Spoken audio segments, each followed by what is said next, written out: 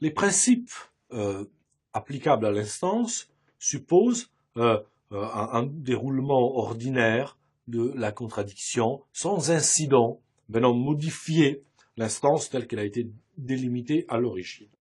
Mais en réalité, il y a une pluralité d'incidents qui ponctuent la vie du procès et qui sont à la fois fréquents et importants. Grand C, les incidents de la procédure. Pour commodité, on peut distinguer deux types d'incidents, ceux qui tiennent à la gestion de l'urgence et les autres incidents de la procédure.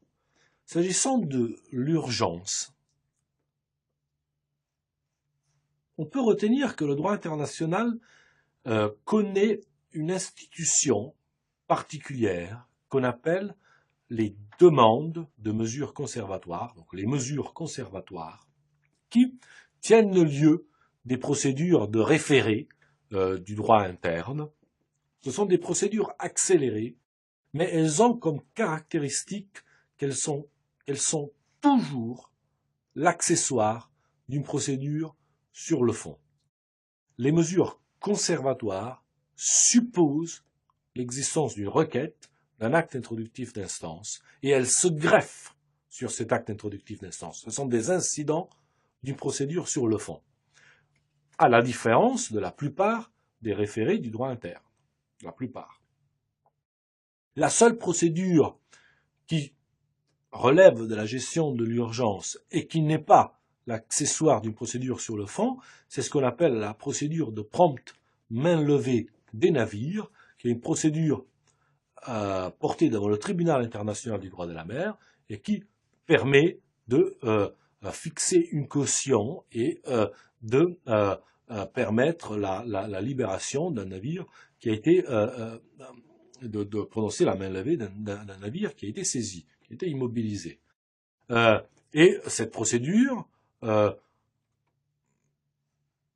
n'est pas nécessairement accompagnée d'une action à responsabilité, d'une action sur le fond. Pas nécessairement. Pour le reste, l'urgence en droit international est un incident de la procédure. Les mesures conservatoires se greffent sur une instance principale. Dans leur définition même, telle qu'elle résulte de l'arrêt de l'ordonnance rendue par la Cour internationale de justice en 1951 de l'affaire anglo-iranienne Oil Company, dans leur définition même, elles sont conçues comme un incident de procédure. En effet, les mesures conservatoires ont pour objet de sauvegarder les droits que l'arrêt qui sera rendu sur le fond pourrait éventuellement reconnaître. Donc il s'agit de sauvegarder une décision à rendre. Sauvegarder à la fois la procédure, on peut donc demander des mesures conservatoires pour protéger des témoins, pour protéger des documents, pour protéger une situation, donc pour sauvegarder la procédure elle-même, mais aussi pour sauvegarder le fond, donc les droits qui sont effectivement dont la sauvegarde est recherchée dans la procédure sur le fond. Donc, c'est la raison pour laquelle les mesures conservatoires, en général, n'aboutissent pas à une décision d'une provision d'argent.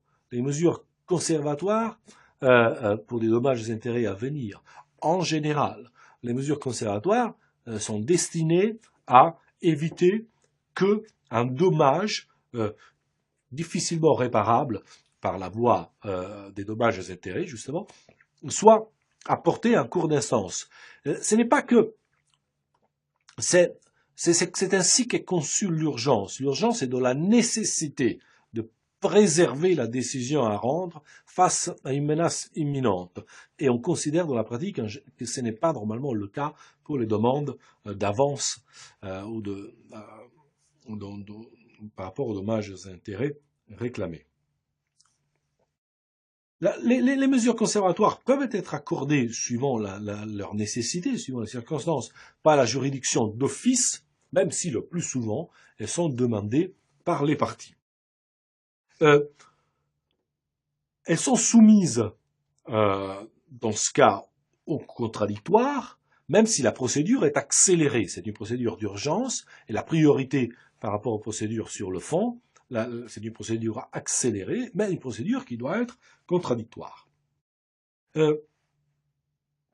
Les conditions des mesures conservatoires sont d'abord des conditions qui tiennent à la compétence prima facie de la juridiction. La juridiction doit apprécier non pas qu'elle est compétente, mais que au premier abord, au premier regard, elle est compétente.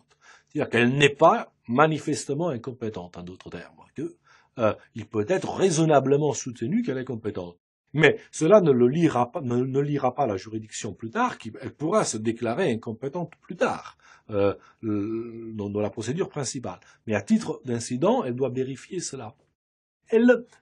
La jurisprudence ne dit pas qu'elle doit apprécier le bien fondé raisonnable de la demande, une appréciation raisonnable sur le bien fondé possible de la demande, mais en même temps, on peut considérer qu'il est difficile de retenir qu'il est nécessaire de sauvegarder un droit si on considère qu'on ne peut pas raisonnablement soutenir qu'on a ce droit. Que peut-être que dans l'appréciation de la nécessité, en réalité, il y a déjà une appréciation du fumus, des apparences du bien fondé. La jurisprudence précise que les mesures conservatoires sont obligatoires, et c'est une jurisprudence importante car notamment l'arrêt de la Cour internationale de justice rendu en 2001 de l'affaire Lagrande, c'est une jurisprudence importante car parfois les textes étaient très ambigus, voire pas favorables à leur caractère obligatoire, voire tout simplement muets. C'est-à-dire que souvent, les mesures conservatoires sont des pures élaborations jurisprudentielles et elles sont accordées sans texte. Et alors même quand elles sont accordées sans texte ou sur des textes qui ne précisent pas expressément leur caractère obligatoire, la jurisprudence retient ces caractères obligatoires en tant que principe. Voilà quelques mots pour la gestion de l'urgence. Les autres incidents de la procédure ne se rapportent pas à l'urgence, mais elles se rapportent à l'instance ordinaire, à son déroulement ordinaire. D'abord, en cours d'instance, on peut modifier la répartition initiale des parties. Le procès international ne connaît pas l'intervention forcée, l'appel en cause d'un tiers. En revanche, il connaît l'intervention volontaire. Un tiers peut vouloir intervenir dans la procédure pour faire valoir son intérêt. Alors, il faut que son intérêt soit effectivement en cause dans la procédure pour que l'intervention soit justifiée, et sur ce point, on doit retenir que les juridictions interétatiques sont très rigoureuses dans l'appréciation de l'intérêt et n'acceptent pas facilement l'intervention.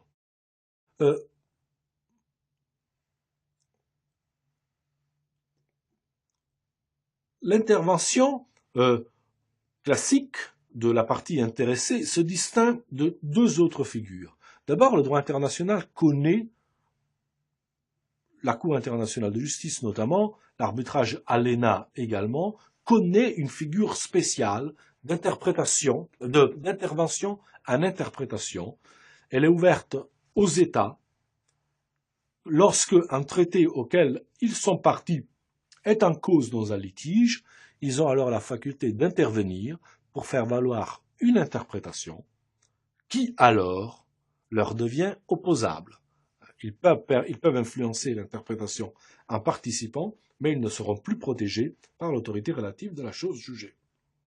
L'intervention se distingue également d'une pratique fréquente dans le procès international, qui est celle de l'amicus curiae, une pratique très répandue dans le procès dans les pays de common law, et qui permet à des organisations non gouvernementales ou à des savants d'intervenir dans la procédure pour apporter un éclairage. Ils ne saisissent pas la juridiction de demande, de conclusion, comme l'intervenant. Ils donnent simplement un éclairage auquel la juridiction, du reste, n'est pas tenue de répondre.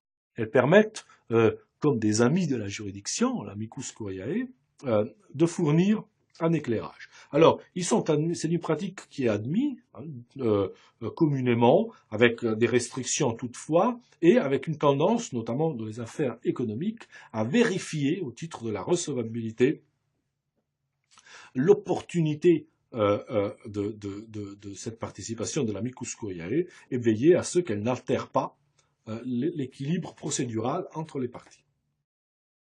Outre l'intervention, un autre incident fréquent du procès international est la demande reconventionnelle, qui est la demande par laquelle le défendeur ne se limite pas au rejet des conclusions du demandeur, mais demande autre chose. On dit alors qu'il contre-attaque, parfois, qu'il présente des demandes qui lui sont propres. Et alors, elles sont recevables à condition qu'elles n'excèdent pas la compétence de la juridiction et qu'elles soient liées par un lien de connexité avec la demande principale. Enfin, un dernier type d'incident de la procédure peut être mentionné, ce sont les exceptions préliminaires. Les exceptions préliminaires sont celles qui tendent à éviter un jugement sur le fond. Il s'agit des exceptions d'incompétence et de recevabilité.